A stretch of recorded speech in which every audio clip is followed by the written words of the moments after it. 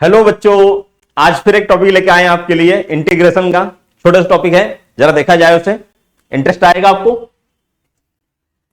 आपने basic formula पढ़ा है बच्चों, x की पावर n dx बराबर होता है x की power n plus one upon n plus one. आपने पढ़ा formula sine x dx that equal to minus cos x plus c, इस टाइप का। अब देखिए सवाल अगर ऐसा आपके सामने आ जाए कि भाई मुझे बताइए 2x प्लस 3 की पावर 4 dx, तो बच्चों बस आप इस सवाल में भी आप ये फार्मूला अप्लाई कर सकते हैं। आप ये फार्मूला या इंटीग्रेशन के जितने बेसिक फार्मूले हैं वो अगर फंक्शन यहां चेंज हो जा रहा है, यहां पे x चेंज हो जा रहा है, तो कब अप्लाई कर सकते हैं वो बात आपको दिमाग में सेट रखनी है कि यदि if x is replaced by ax plus B, मतलब x में लीनियर चेंज हो जाए, x की पावर चेंज ना हो, क्या हो जाए, x में लीनियर चेंज हो जाए, तो ये फार्मूला आप अप्लाई कर सकते हैं। क्या फार्मूला बन जाएगा बच्चों? दिस फार्मूला विल बिकम इसका मान कितना हो जाएगा? देखिए x में क्या हुआ है, लीनियर चेंज हुआ है, x किससे रिप्लेस हुआ है, ax प्लस बी से रिप्लेस हुआ है, तो इसको भी ऐसे ही 2x प्लस 3 की पावर 4 अपॉन 4 प्लस 1। बस एक बात और ध्यान देनी है, जो x का कोफिशिएंट है उससे डिवाइड कर देंगे, तो हमारा आंसर हो जाएगा बच्चों 2x प्लस 3 की पावर 4 अपॉन 4, 5 दूनी 10 प्लस सी। 2x प्लस 3 की पावर 4 अपॉन 10 प्लस सी। आइए देखिए जरा और देखा जाए भाई, जैसे आपसे पूछे साइन 4x माइनस 7 dx, इसका इंटीग्रेशन बताइए। आपने साइन का इंटीग्रेशन का फॉर्मूला पढ़ा है, that is minus cos x, तो इसका भी हो जाएगा minus cos 4x minus 3 divided by 4 plus c. देखिए साइन का होता है माइनस कॉस, तो इसका भी हो जाएगा माइनस कॉस 4x माइनस 3, ठीक है। और जो x का कोफिशिएंट है बच्चों, जो ये x का कोफिशिएंट है, इसका क्या हो जाएगा, इससे हमारा डिवीजन, इससे क्या हो जाएगा, डिवीजन। और देखिए सपोज इंटीग्रेशन दिया हुआ है, हमें हमसे पूछा जाए कि ऐसा करिए आप cos x बाई 2 प्लस 3 का इंटीग्रेशन बताइए।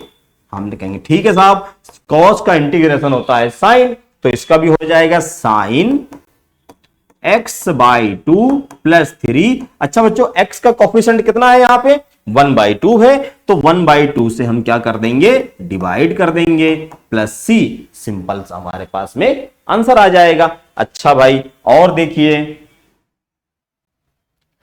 अब आपने ये पढ़ा a की पावर, आप मुझे बताइए माइनस 2x और प्लस 3 का इंटीग्रेशन क्या होगा। तो बच्चों आपने पढ़ा है कि e की पावर x का इंटीग्रेशन e की पावर x होता है। आपने क्या पढ़ा है, e की पावर x का इंटीग्रेशन e की पावर x होता है, तो e की पावर माइनस 2x प्लस 3 का इंटीग्रेशन कितना हो जाएगा, e की पावर माइनस 2x प्लस 3। जब e की पावर x का सेम होता है तो e की पावर माइनस 2x प्लस 3 का भी कितना हो जाएगा, e की पावर माइनस 2x प्लस 3। और बच्चों जो x का कोफिशिएंट है उससे क्या करना पड़ेगा, डिवीजन करना पड़ेगा। जो x का कोफिशिएंट है उससे क्या करना पड़ेगा, डिवीजन। तो फाइनल आंसर हम लिख सकते हैं ऐसे -1/2 e raise to minus 2x plus 3 एक minute, e raise to minus 2x plus 3 ऐसे लिखा जा सकता है फाइनल आंसर। और बताइए बच्चों, ये देखिए जैसे आपने 1/x का इंटीग्रेशन आप जानते हैं ln x होता है, आपसे पूछा जाए भाई -x -1 इसका इंटीग्रेशन बताइए, तो आप बोलेंगे भाई सिंपल सा है, जैसे 1/x का इंटीग्रेशन होता है ln x, ऐसे ही आप इसका भी इंटीग्रेशन बोल देंगे ln -x -1 और अब मॉड लगाना चाहे तो लगा दें, क्योंकि लॉग के अंदर जो वैल्यू होती है पॉजिटिव होनी चाहिए, अब मॉड यूज कर सकते हैं। प्लस सी, मगर बच्चों x का कोफिशिएंट कितना है, -1 है, so this value will be divided by -1, इसलिए answer is ln -x-1 plus c. इसको और सही से लिखना चाहें तो ln x+1 plus c, minus common लेके मॉड से बैलेंस हो गया। अच्छा भाई, और देखिए, और आपने लॉग के फार्मूले पढ़े होंगे, जैसे सेक स्क्वायर -4x -2 का इंटीग्रेशन पूछा जाए तो बच्चों आपने पढ़ा है सेक स्क्वायर x का इंटीग्रेशन होता है 10x, तो इसका इंटीग्रेशन कितना हो जाएगा, इसका हो जाएगा 10 -4x -2 डिवाइडेड बाई -4, x के कोफिशिएंट से डिवाइड कर देंगे तो हमारा पास आंसर हो जाएगा ये फाइनली। और आपने इंटीग्रेशन पढ़ा, किसका पढ़ा, sec x इंटू 10x का, cot x into cot x का, कुछ भी हो जाए, अगर x रिप्लेस हो रहा है लीनियर फैक्टर से, लीनियर चेंज उसमें हो रहा है, तो आप x के कोफिशिएंट से डिवाइड कर देंगे, इतनी सी है बात। x के कोफिशिएंट से हम क्या कर देंगे, डिवाइड कर देंगे और हमारा आंसर आ जाएगा। आज के लिए बच्चों इतना ही, थैंक यू सो मच।